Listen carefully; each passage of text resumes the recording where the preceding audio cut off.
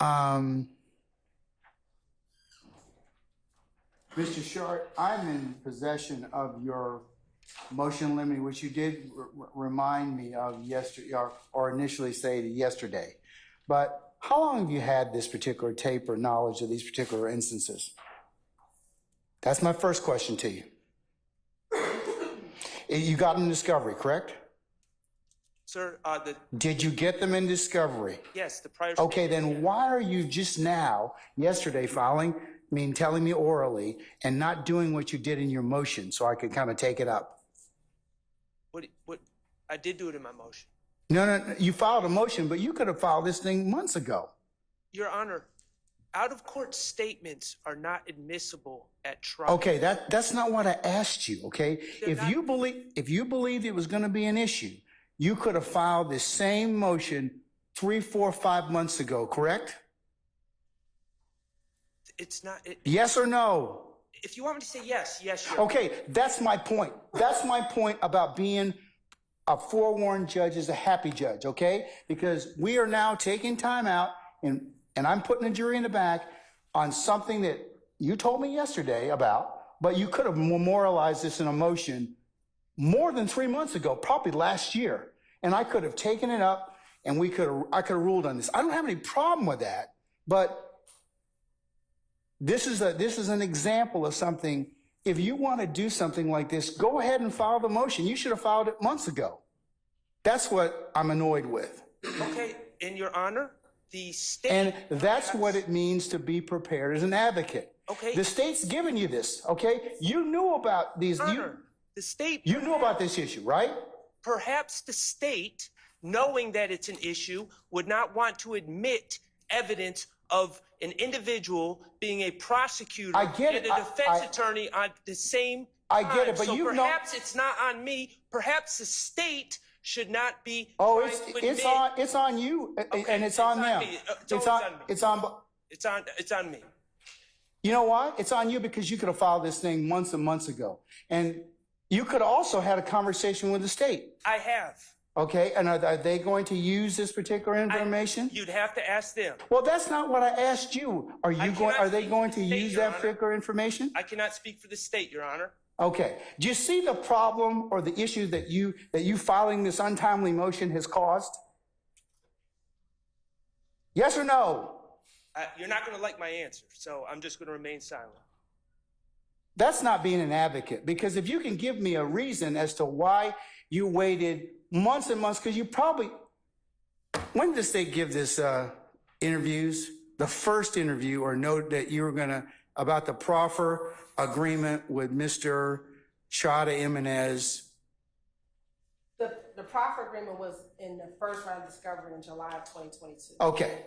When was the other interviews that were made from 2015 turned over? July 2022. Okay. So arguably, Mr. Schardt, this could have been filed sometime in 2022 or early 2023 when we started having these particular motions. Your colleagues, you filed several motions, several preliminary issues I've had to take up. So that's what I'm telling you in terms of just having to stall the proceedings so I can go ahead and take this up. I'm not trying to stall anything, Your Honor. No. And I don't mean you. Listen. I don't mean you like just filing this to stall it. Okay. Okay. All right. But the state has. But you filed it. But my angst with you. I don't have any angst with you filing a motion. I don't. I'm just annoyed that you didn't file it in 2023. The state has been fully aware that their colleague, who was a gang prosecutor, was serving as a defense attorney on this case. And okay, but that's understand why it's my job to flag that issue. But I have flagged the issue. Okay. And so if I'm going to take now, the I will. You flagged the issue now on the 10th of April of 2024. Have a seat, sir. Okay, thank you. State, are you going to be using this recording involving, I'm going to mark Mr. Schart's motion in limine as the next court exhibit, but are you going to really use this motion? I mean, use the proffer agreement or proffer that was held on or about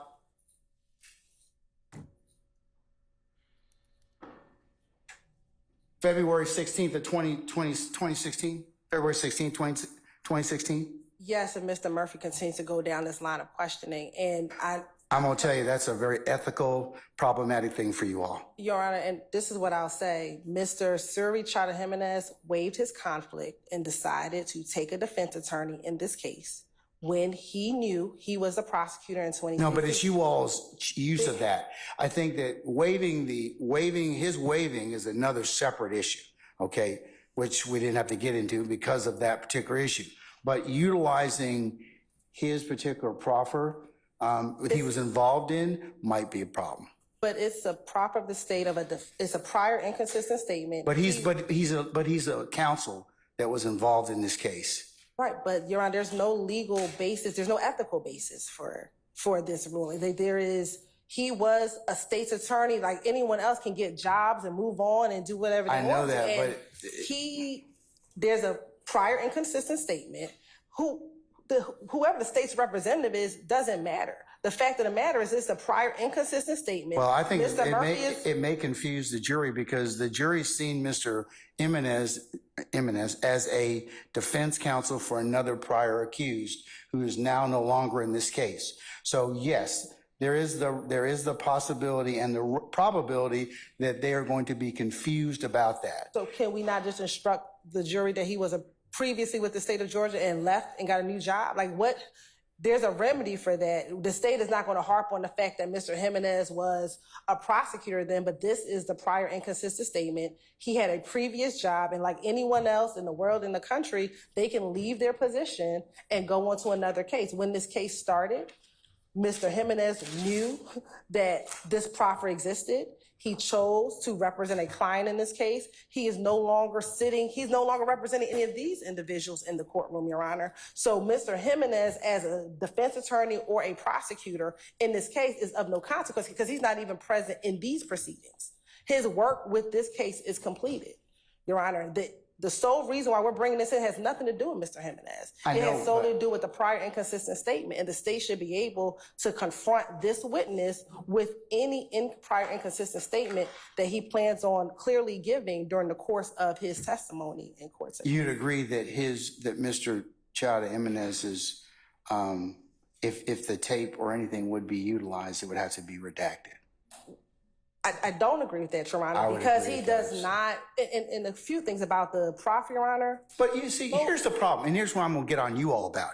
You all knew this was going to be an issue. We did not. And you put this in discovery. But we did not think one of your former colleagues who took a proffer, who then you made it as part of your discovery. So how could you know it wasn't an issue? Because, Your Honor, we put the proffer because that's the prior consistent statement. It had nothing to do with Mr. I know, but we did not think this was going to be an issue. But the employment issue may be something that the court wanted to take up. Your Honor, but the state did not believe that to be an issue until Mr. Schardt brought it to our attention yesterday. The state did not believe it to be an issue because all right, I guess you all will be working this weekend then, because this is exactly what I told you was going to be a problem. You bring this stuff up, I got a jury sitting in the box, and you got a witness that you're probably going to have days of examination with. So let me go ahead and decide I'm going to recess for about 10 minutes. We'll make a decision on that. Because, and you, Mr. Schardt, no law in your motion or motion in limine for me to consider. You probably need to supplement it with some law. So I'll let you all think about that. I'll be back in 10 minutes. We're in recess.